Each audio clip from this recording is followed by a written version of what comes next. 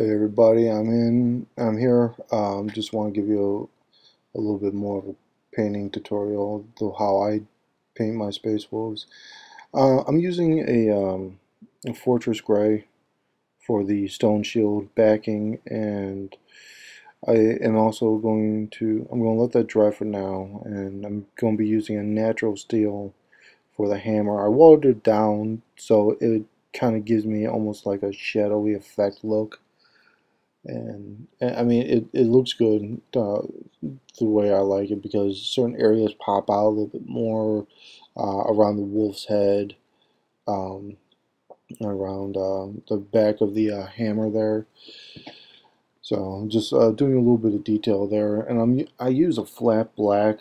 There's a regular flat black, and I'm also doing the base up here while I'm working on the Terminator, kind of like one area dry, then working on the other area. So once that's done, I move on back. I use a Vallejo brush, doing a little bit more black detail. The Vallejo size brush that I use is actually number 40 Torre, or whatever it may be.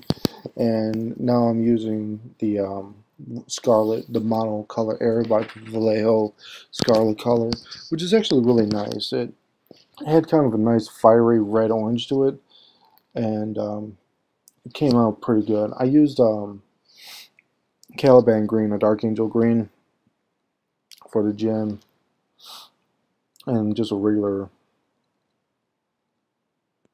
um, regular blah. I can't I can't think of it right now. But I'll figure it out.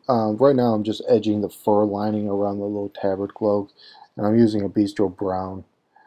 I did make one little mistake there, which I'm going to go back and do. And here, just Vallejo model color old gold, number 70.878. If you're interested in which one I'm using. So I'm just lining the area there. I was actually a little hard pressed maybe to line the shoulder pads of the gold. I'm not too sure. I wasn't too sure at this point whether or not it would be a good point to do it. And I used the GW old writing flesh on like the bones, the ivory, because you'll see later on when it's fully done. I just use a little bit of like just not even a drop of brass um, to like pull out some other colors, and graveyard earth now to kind of highlight like the ring, the straps, the tie down areas around the paw, and back onto the base now, just kind of dry brushing onto the base. Um, just the gray. What was that? A Kotex gray, because the next color that I use as a lightener is Fortress gray. So that, yeah, here it is, Fortress gray right here. So I'm just letting that dry for a minute. And with the white, as you see, I'm just pooling it on, and I found that this is the best way for me to do it, is to pull it on, because it gives you kind of like that effect almost, and at least in my opinion, that it's been heavily trudged through, and this is like a fresh layer of snow. So now I'm moving on with a bestial brown or graveyard earth. Which one? No, it's a graveyard earth that I'm using for the handle, and I just the handle and the wrapping a little bit. And this one was actually a idea for my wife.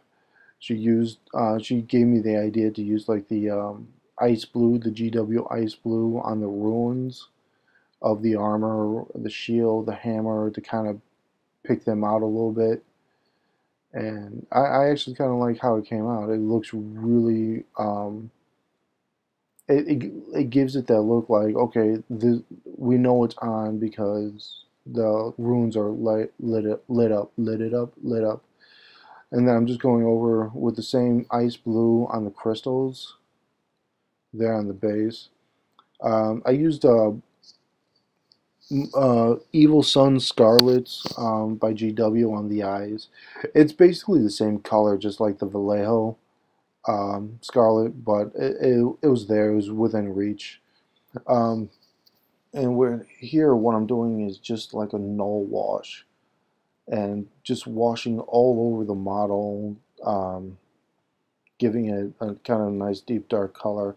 And as you see, as I'm going in and washing it, the color of the intermediate blue is actually darkening down. It's becoming that gray, as you can see right there along the back. And yeah, I'm just picking out some of the colors. So this is the end result right here, guys. I named him Maxwell, and so I mean, I hope you like him and his silver hammer. So yeah, it's Maxwell Silver Hammer. Anyways, guys, thank you for watching. If you have comment, like, and subscribe, and let me know what you think. Have a good day, everybody. Bye bye.